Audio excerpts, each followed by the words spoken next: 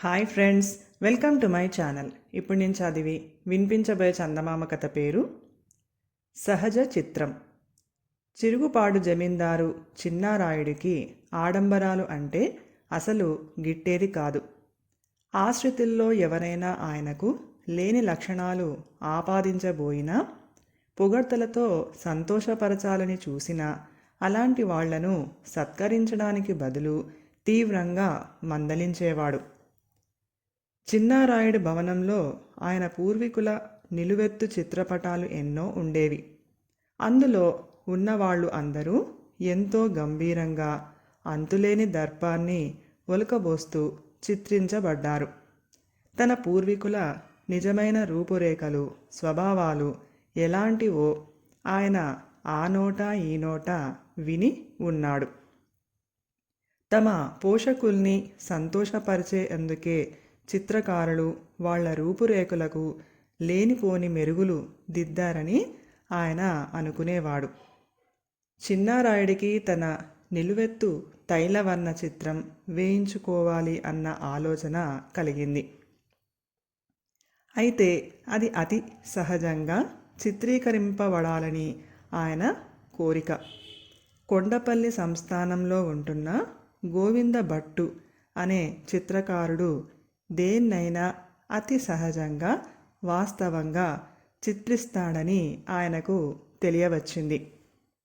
జమీందారు గోవిందభట్టును పిలిపించి, మీరు గొప్ప చిత్రకారులని విన్నాను.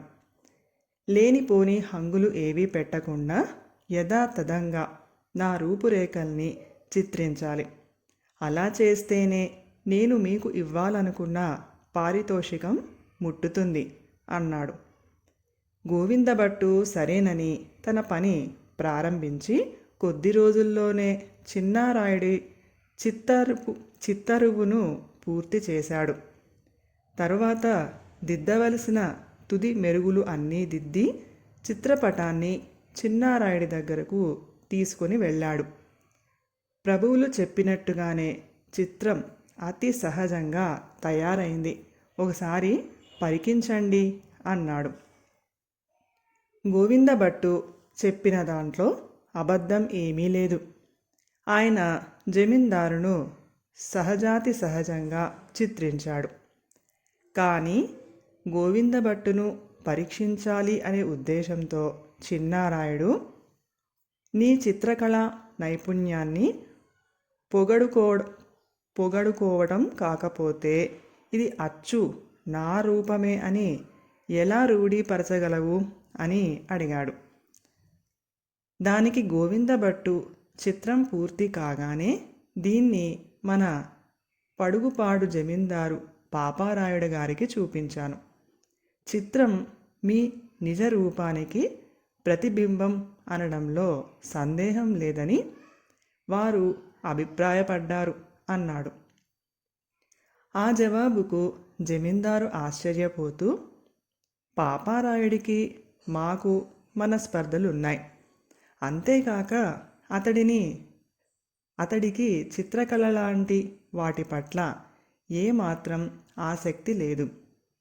అలాంటి వాడికి నా చిత్తరువు చూపించటంలోని నీ ఆంతర్యం అర్థం కావటం లేదు అన్నాడు.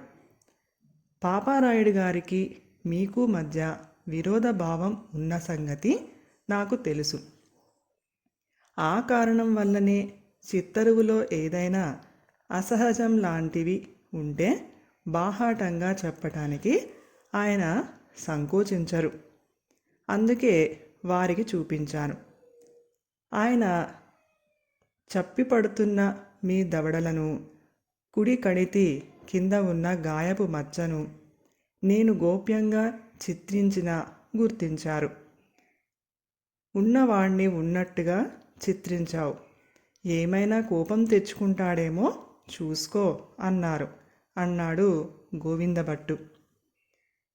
చిన్నారాయుడు అదా సంగతి అని ఒక క్షణం ఆగి, ఇక్కడి దీవాణంలో ఎవరికైనా చూపించావా అని అడిగాడు. అవును, దివాను గారికి, మహారాణి గారికి చూపించాను. వారి అభిప్రాయం ఏమిటో తమరే స్వయంగా తెలుసుకోండి అన్నాడు గోవిందభట్టు. చిన్నారాయుడు దీవానుకు కబురు పెట్టి తైలవర్ణ చిత్రాన్ని గురించి ఆయన అభిప్రాయం ఏమిటో చెప్పమన్నాడు. గోవిందభట్టు గీసిన చిత్రంలో నాకు ఏదో లోపం కనబడుతున్నది. ఆయన మిమ్ములను మీ తాత తండ్రులు అంత హుందాగా చిత్రించలేదు. నిజానికి మీరు శ్రీకృష్ణదేవరాయల వారి కన్నా గంభీరంగా కనపడతారు అన్నాడు దీవాను. తరువాత జమీందారు చిత్రాన్ని తన భార్యకు చూపించాడు. ఆమె చిత్రం కేసి పరిశీలనగా చూసి, చిత్రంలో మీ టీవీ హుందా మీ పూర్వీకులకు ఏమాత్రం తీసిపోదు. కానీ వయసు విషయానికి వస్తే ఇప్పటి మీ వయసు కన్నా చిత్రంలో మరి 5-6 ఏళ్ళు పెద్దవారిలా కనబడుతున్నారు అన్నది. చిన్నారాయుడు ఆ మాటలకు మందహాసం చేసి గోవిందభట్టుతో, నా మీది భక్తి విశ్వాసాల వల్ల దీవాను ప్రేమానురాగాల కారణంగా మహారాణి చిత్రాన్ని గురించి సరి అయిన అంచనా చెప్పలేదు. ఇందుకు నా పట్ల సద్భావం లేని జమీందారు పాపారాయుడే తగు. చిత్రాన్ని అతి సహజంగా చిత్రించి మీరు గొప్ప చిత్రకారులు అన్న పేరు సార్థకం చేసుకున్నారు అని అతన్ని ఘనంగా సన్మానించాడు. కథ సమాప్తం. ఈ కథ కనుక మీకు నచ్చినట్లయితే ప్లీజ్ లైక్ చేయండి, షేర్ చేయండి. మరిన్ని మంచి మంచి కథల కోసం మా ఛానల్ని సబ్స్క్రైబ్ చేసుకోండి. Thank you.